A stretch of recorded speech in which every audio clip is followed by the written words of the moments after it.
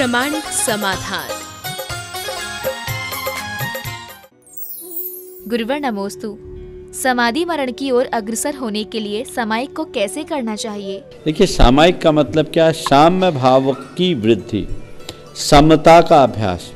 प्रायः जब हम सामायिक की बात करते हैं, चूँकि मेरे पास समय कम था तो संकेतों में मैंने बोला, सामायिक की बात करते तो आप लोग यही सोचते हैं एक जगह बैठ के माला लेके ऊँघने का नाम सामायिक है। वो सामायिक नहीं। सामायिक क्षमता, अंतरंग साधना, सर्वत्र सामायिक। आर्त रौद्र परित्याग तद्धि सामायिकम मतम। आर्त रौद्र ध्यान के परित्याग का नाम ही सामायिक है। तो आप अपने आर्त रौद्र ध्यान को जितना बन सके त्यागिए, अपने में रहिए, अपने में रमिए, घर में मार्गदर्शक बनकर रहिए, मार्ग निर्णायक मत बनिए, मेहमान की भांति रहिए, मालिक मत बनिए। समझ गए? अगर ये वृत्ति अपना लीजिए, आपकी क्षमता बढ़ने लगी तो आखिरी दिनों में कोई दिक्कत नहीं। इसके साथ साथ एक जगह बैठक वाली सामायिक भी आप बढ़ाइए, ताकि आखिरी दिनों में जब निद्रा अधिक ना आए तो आपका अभ्यास रहने से आप परावलंबी ना रह सकें और आप अपनी साधना को सुचारू संपन्न कर सकें। गुरुवर नमोस्तु। एसी व्यक्ति को ठंडा तो कर देता है, परंतु क्रोधित व्यक्ति को ठंडा क्यों नहीं करता? देखिए, एयर कंडीशन में तन ठंडा होता है और फेयर कंडीशन में मन ठंडा होता है। तो मन को ठंडा करना है तो फेयर कंडीशनिंग कीजिए। समझ गए? एयर कंडीशन में नहीं होगा।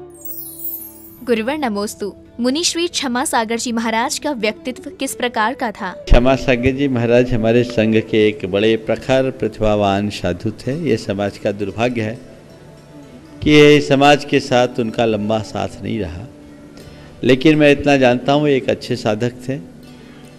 बड़ा भावुक उनका हृदय था। हम लोगों के 3 चातुर्मास साथ में हुए, 90, 91 और 92 के।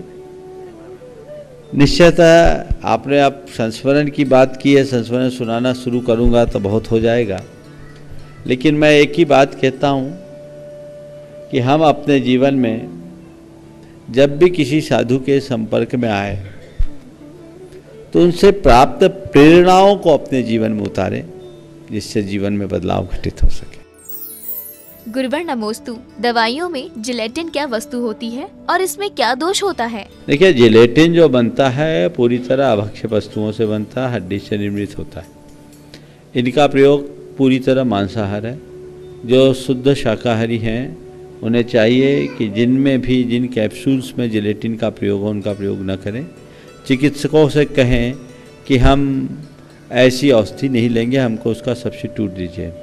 कई कंपनियां ऐसी हैं जो स्टार्च से बनी कैप्सूल्स को बनाती हैं, तो स्टार्च से बनी कैप्सूल्स को लीजिए। पहले भी हमारे पास इस बात को आई, डॉक्टर सुहास शाह ने कुछ दवाइयों के बारे में बताया। तुम भी इस दिशा में काम कर रहे हो, अच्छा काम कर रहे हो, तो स्टार्च निर्मित कैप्सूल का प्रयोग कीजिए, जिसमें किसी भी प्रकार की हिंसा नहीं है।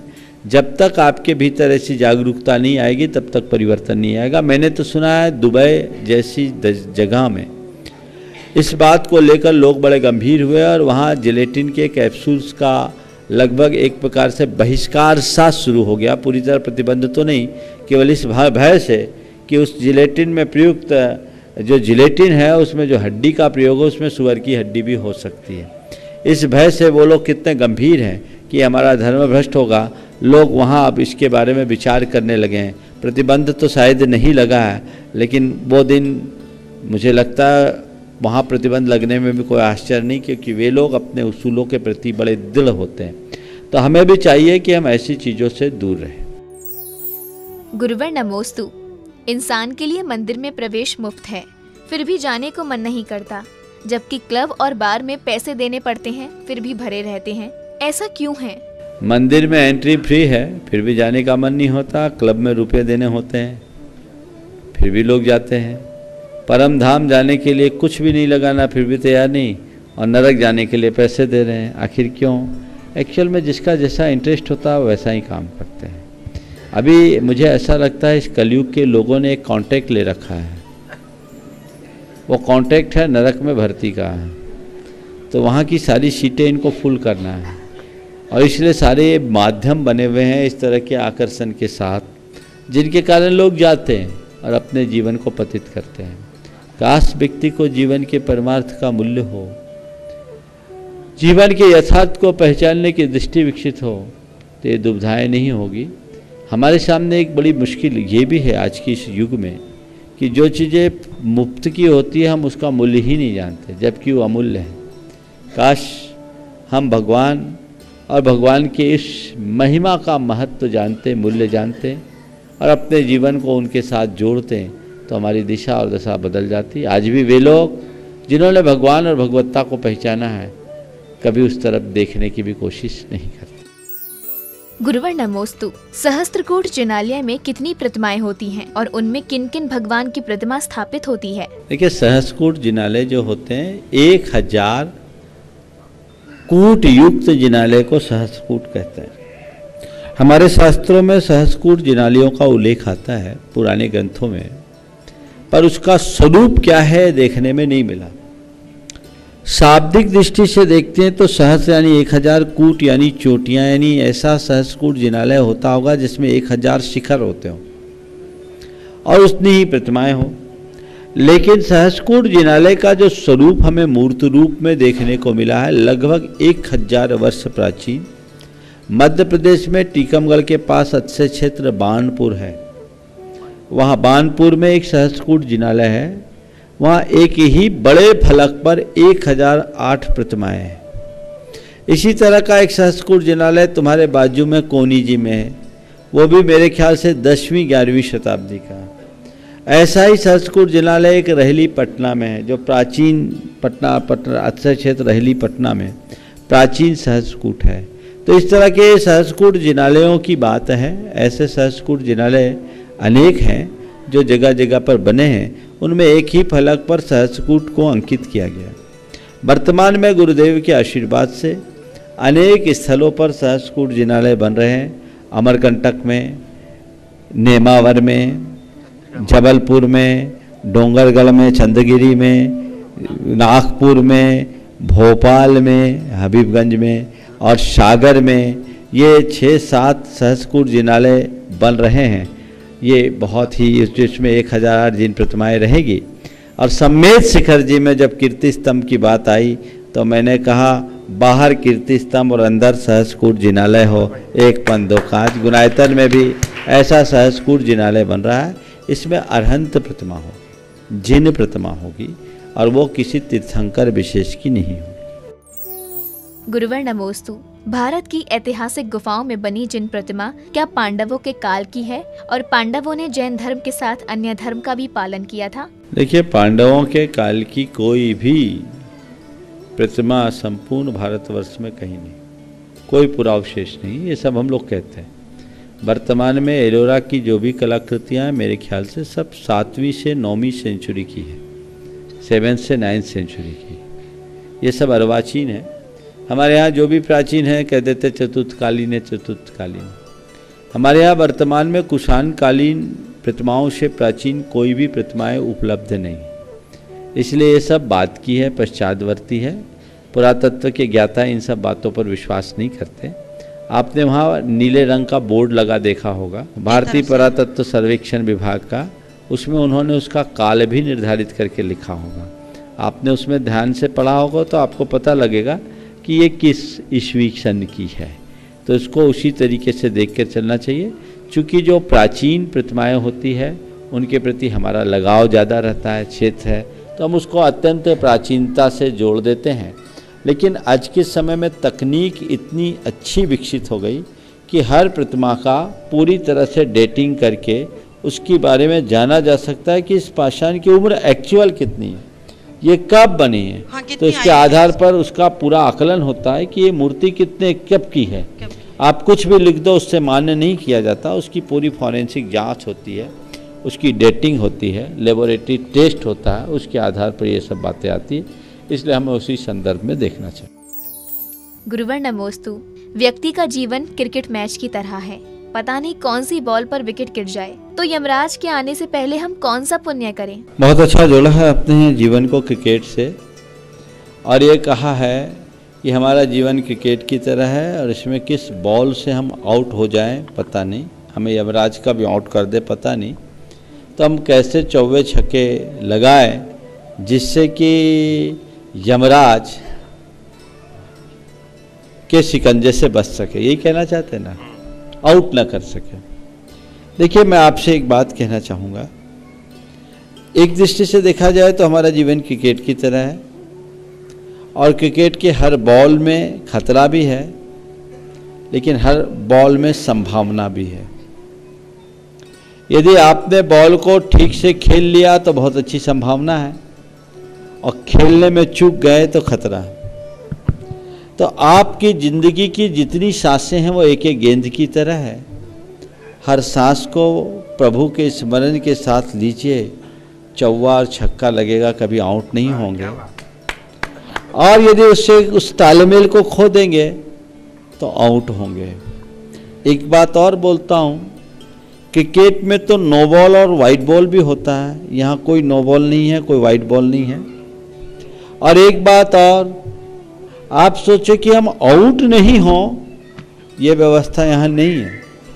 क्रिकेट के मैदान में ये तो संभव है कि लोग पारी की आदि से लेकर आखिरी तक डटे रहे, पर जीवन के क्रिकेट में ये व्यवस्था नहीं है।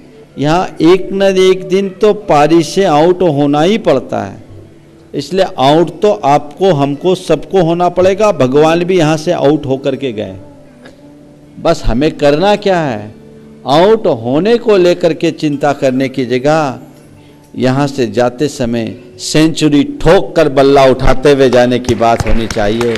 मैं गया हूँ, जिताऊ पारी करके गया हूँ, मैंने पूरा सेंचुरी ठोका है, केवल सिंगल नहीं, दोहरा, तिहरा और चौहरा शतक हमने ठोका है। अब जाओ तो सीना ठो तान करके जाओ, किसी भी प्रकार की मायूसी के साथ इस संसार से विदा न लो, तो वो हमारे जीवन की उपलब्धि हो। गुरुवर नमोस्तु। इंसान से सहयोग की उम्मीद न रखना, क्योंकि हर व्यक्ति दिल का धनवान नहीं होता है। तो मुसीबत के समय व्यक्ति से सहयोग की इच्छा किस प्रकार करनी चाहिए? सबसे पहले तो यह प्रयास करना चाहिए कि हमारे ऊपर कितनी भी मुसीबत आए, हमें किसी के आगे हाथ फैलाना ना पड़े, क्योंकि प्रायः मुसीबतों में जब कोई सहयोग की अपेक्षा रखता है तो लोग किनारा काटते हैं। आपने देखा होगा, जब धूप तेज होती है तो हमारी छाया भी छोटी हो जाती है। प्रचंड धूप की घड़ी में हमारी छाया छोटी हो जाती। तो मुसीबत की घड़ी में हम प्रायः किसी से सहयोग न मांगे, और यदि सहयोग लेने की अपेक्षा हो तो हम उस व्यक्ति के पास पहले जाएं जो बिना मांगे सहयोग देने की उदारता रखता हो और जो हमें तत्परता से अपना हाथ आगे बढ़ा करके करे। बाकी और है तो ये तो कई बार ऐसी घड़ी में व्यक्ति को अपमानित होकर के भी लौटना पड़ता है। गुरुवर नमोस्तु। जैनेतर समाज के अनुयायी सप्ताह में एक विशेष दिन में एकत्रित होते हैं, तो वर्तमान समय में हम लोग ऐसा क्या करें जिससे जैन समाज एक जगह एकत्रित हो सके? अंतर यह है कि उनने एक एक दिन तय कर लिया, क्योंकि उनने भगवान के लिए एक ही दिन रखा। हमारे यहाँ ऐसा कोई दिन तय नहीं है, क्योंकि हमने भगवान के लिए सारा जीवन का हर क्षण अर्पित किया।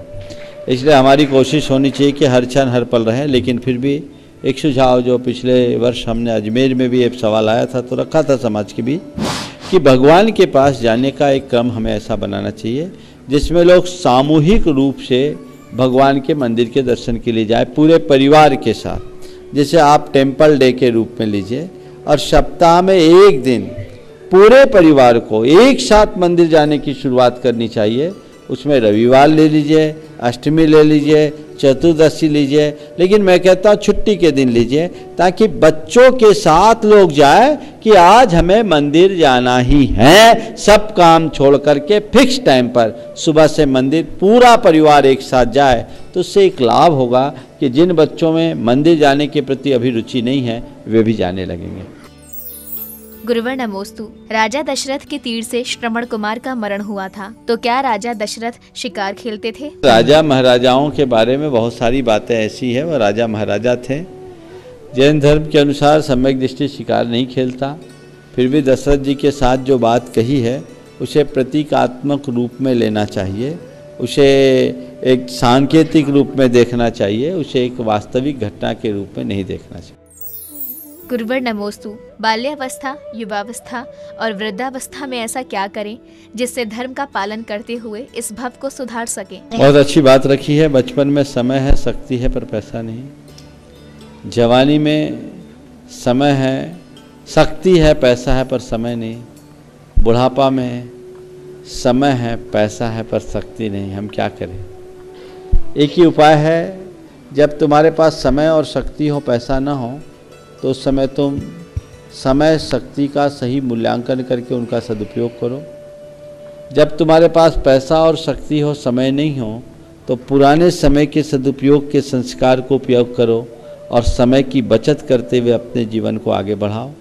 और जब इससे तुम्हारे पास समय भी हो गया, पैसा भी हो गया, शक्ति नहीं है, तो अपने पैसे और समय का सही नियोजन करते हुए दूसरों को शक्तिशाली बनाकर स्वयं की शक्ति को वृद्धिगत करने का प्रयत्न करो। जीवन में कभी विफलता प्रकट नहीं होगी। गुरुवर नमोस्तु। गुरुवर, परिवार के रिश्ते आजकल के बर्तनों की तरह यूज एंड थ्रो की तरह होने लगे हैं, तो इस भौतिकवादी युग में इस वास्तविकता से कैसे बचें? देखिए, बहुत ही गंभीर बात सामने प्रकट की है। युग में परिवर्तन कैसे आया हम देख रहे हैं। वस्तुतः हमारी भावनाओं का परंपराओं के साथ बहुत गहरा संबंध होता है। जब भी हम अपने मूलभूत परंपरा से जुड़ते हैं, हमारी भावना निर्मल हो जाती है और परंपरा की उपेक्षा करके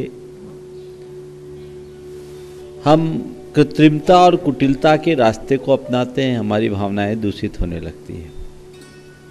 ये बिल्कुल सच है कि आज भी अगर पत्तल पर कोई खाए तो उसका हृदय बदल जाता है, लेकिन जैसे जैसे हम आधुनिकता के हिसाब से अपने आप को ढालते जा रहे हैं, हमारी सोच में परिवर्तन आ रहा है। इसलिए इस आधार पर हमें एक बात निष्कर्ष के रूप में अपने हृदय में अंकित करें कि हमारी परंपराएं हमारी भावनाओं को प्राण देती है। इसलिए हर बात को परंपरा कह करके उपेक्षित न करें। जिन बातों से हमारी सांस्कृतिक चेतना उद्दीप्त होती हो, हमारे संबंध अच्छे होते हों, हमारी भावनाएं निर्मल होती हो, हम उन परंपराओं का अपने जीवन के अंतिम सांस तक निर्वाह करने का प्रयास करें। गुरुवर नमोस्तु। गुरुवर, जब अपने खून के ही रिश्तों में स्वार्थ दिखने लगे तो नए रिश्ते कैसे बनाएं और उन पर विश्वास कैसे करें? देखिए, रिश्ते और स्वार्थ मनुष्य के रग रग में भरा है। हर व्यक्ति के अंदर किसी न किसी रूप में स्वार्थ होता है। होता यह है कि किसी में स्वार्थ ज़्यादा, किसी में कम। हमारे लिए किसी का स्वार्थ तब तक स्वार्थ नहीं दिखता जब तक हमारे स्वार्थ की पूर्ति होते रहती। जब हमारे स्वार्थ टकराते हैं तब हमें लगता है कि वो स्वार्थी है। तो मैं आपसे ये कहूँगा कि यदि किसी व्यक्ति के हृदय में स्वार्थ की भावना प्रबलता के साथ दिखती भी है, तो आप अपने रिश्ते को खराब मत कीजिए। उसके स्वार्थमयी भावनाओं को देखते हुए उसके साथ अपना व्यवहार कीजिए। बहुत सारी चीज़ें ऐसी होती है जो सुरक्षित दूरी बना करके मेंटेन की जाती है, तो वो चीज़ें हम पहले से अपने दिल दिमाग में बैठा के रखें। और आपको लगता है कि आदमी स्वार्थी है तो उनसे अपेक्षाएं कम कीजिए, और आपके निमित्त से यदि उसकी स्वार्थ की पूर्ति होती है और तब तक उस हद तक जिसमें आपकी या औरों की कोई हितों में बाधा न पहुंचती हो, तो उसके स्वार्थ की पूर्ति में भी हमें कोई दिक्कत नहीं होनी चाहिए। चलो, किसी अर्थ में ही सही, इसके बल पर हमारे संबंध तो मधुर हो रहे हैं, इतना अपनाने में कोई हानि नहीं।